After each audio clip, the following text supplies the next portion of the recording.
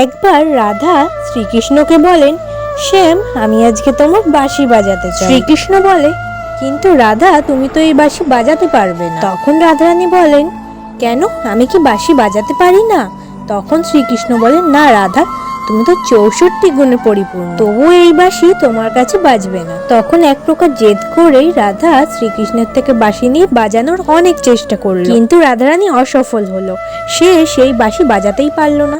তখন সে শ্রীকৃষ্ণকে বলল, এটা নিশ্চয়ই তোমারই কোনো লীলা। তখন ললিতা সখী বলে, রাধা, তুমি ছেড়ে দাও, এই বাঁশি তুমি বাজাতে পারবে না। তখন রাধা ললিতার কাছে কারণ জিজ্ঞেস করলে সে বলে, তুমি এই বাঁশির কি নাম দিয়েছিলে? রাধা বলে, কেন, কৃষ্ণ নাম। তখন ললিতা বলল, এর জন্যই তো বাজলো না, এই বাঁশি কৃষ্ণ নামে বাজে না, এই বাঁশি রাধা নামে বাজে। তারপর যখন রাধা নিজের নামে বাঁশিটি বাজাতে চেষ্টা করলো, তখন কিন্তু বাঁশিটি বাজলো। রাধে রাধে।